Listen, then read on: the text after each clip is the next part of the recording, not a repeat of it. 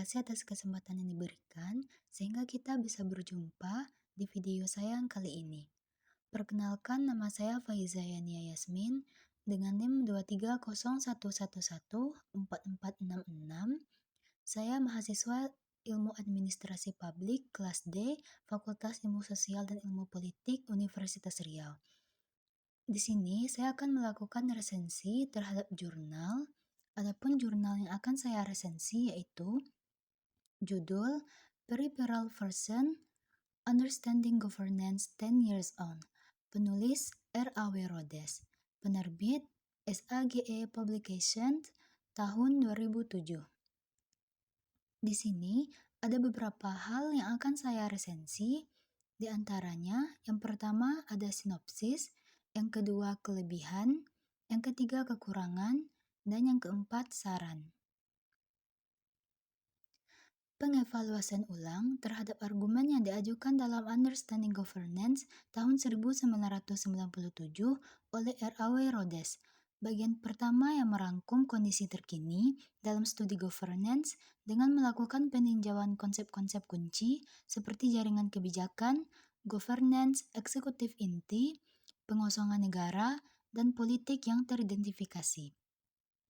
Bagian kedua pada penelitian ini menanggapi kritik dengan tujuan membuka arah penelitian baru. Fokus utama berada pada konteks jaringan kebijakan, penjelasan perubahan dan peran ide, kemunduran negara, penyelamatan eksekutif inti, dan pengendalian jaringan. Rhodes memberi jawaban terdesentralisasi terhadap pertanyaan, kemana kita pergi dari sini, di bawah setiap subtopik.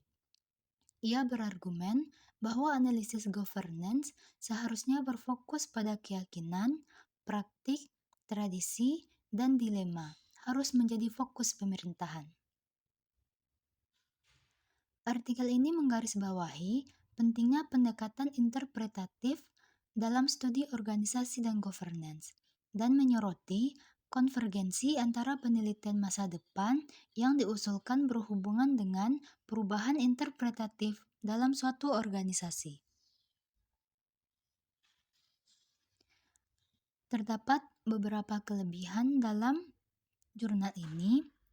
Beberapa kelebihan tersebut diantaranya, yang pertama, pembahasan dalam artikel ini menjelaskan konsep yang mendalam seperti penjelasan mengenai konsep-konsep kunci dalam studi tata kelola yang dapat membantu pembaca memahami dasar-dasar teori yang dibahas dengan jelas.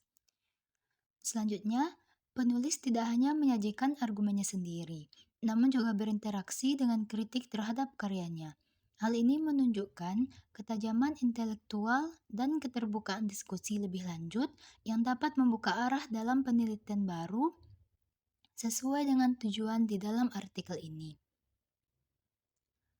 Artikel ini berhasil mengevaluasi konsep-konsep yang telah dikembangkan 10 tahun sebelumnya untuk memastikan apakah konsep tersebut masih sesuai dengan tata kelola pemerintahan yang sekarang atau tidak, serta memberikan kritikan dan menanggapi kritikan-kritikan terhadap karya sebelumnya, serta menawarkan arah penelitian baru.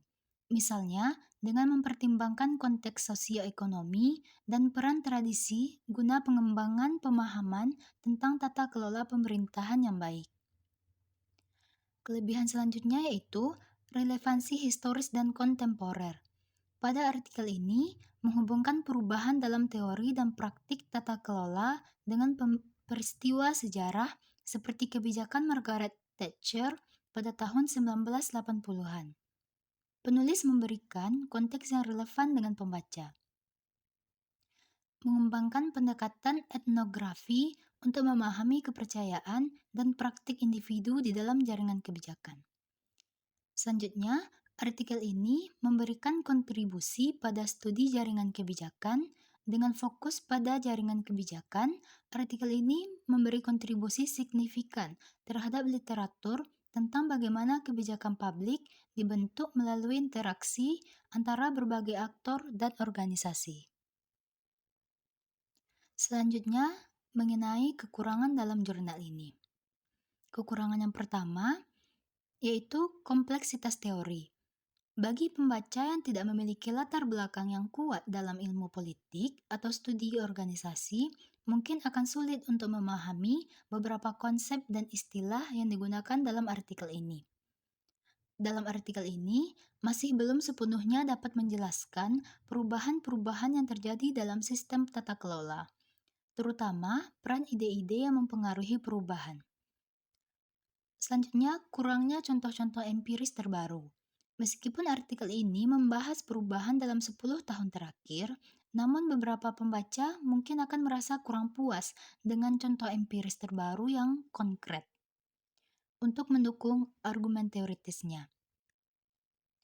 Tidak secara spesifik menanggapi berbagai kritik terhadap penelitian sebelumnya, serta belum sepenuhnya mengembangkan kerangka penelitian etnografi yang diajukan untuk penelitian selanjutnya. Studi kasus yang digunakan hanya pada satu negara saja, berfokus pada konteks Inggris. Meskipun artikel ini memiliki wawasan yang luas, namun fokus utamanya pada konteks pemerintahan Inggris yang dapat membatasi relevansinya bagi pembaca dari negara atau sistem pemerintahan yang berbeda. Selanjutnya saran. Saran yang dapat saya berikan berdasarkan jurnal Understanding Governance karya Rhodes tahun 2007 yang membahas 10 tahun pemikiran R.A.W. Rhodes tentang tatanan kepemimpinan dan kelompok kebijakan di Inggris. Saya memberikan saran. Yang pertama, penempatan analisis terhadap kelompok kebijakan dan tata kelola dalam konteks yang lebih luas, seperti konteks ekonomi dan sejarah. Perubahan dalam kelompok kebijakan dan tata kelola harus dipahami sebagai bagian dari pergeseran batas antar negara dan masyarakat sipil sepanjang abad ke-20. Yang kedua, perlu dilakukan penelitian etnografis untuk memahami kepercayaan praktik aktor-aktor individu dalam kelompok kebijakan dan proses pembuatan kebijakan. Studi perilaku individu dalam konteks kehidupan sehari-hari akan membantu menjelaskan perubahan dan ide-ide dalam proses tersebut.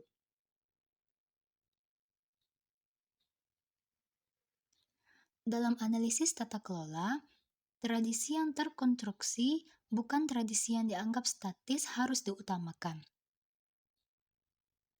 Pergeseran keseimbangan antara pemerintah dan tata kelola masyarakat sipil mengubah tradisi politik Inggris selama abad ke-20. Pendekatan analisis yang lebih terdesentralisasi perlu dikembangkan dengan memahami makna dan kepercayaan setiap aktor, bukan institusi dibangun, dipertahankan, dan dimodifikasi.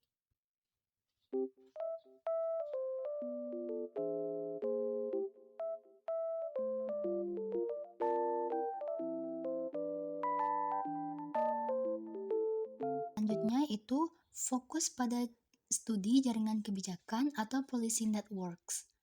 Penelitian lebih lanjut harus mengeksplorasi bagaimana jaringan kebijakan beroperasi dalam konteks yang berbeda, baik di tingkat lokal, nasional, maupun internasional. Studi ini harus mempertimbangkan bagaimana berbagai aktor, termasuk pemerintah, bisnis, dan organisasi non-pemerintah, berinteraksi dan bekerja sama dalam proses pembuatan kebijakan.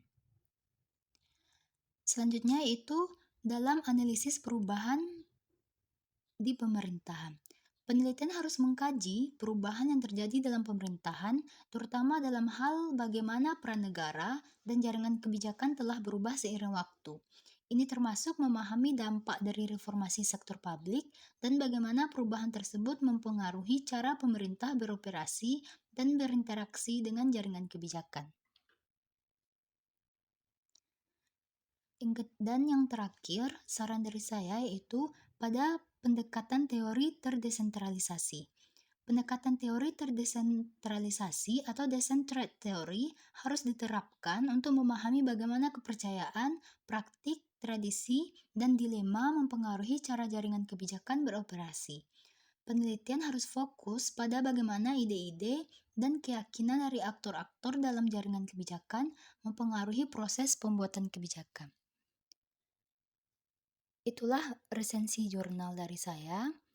Kalau ada kesalahan dalam pengucapan kata dan lain sebagainya, saya mohon maaf.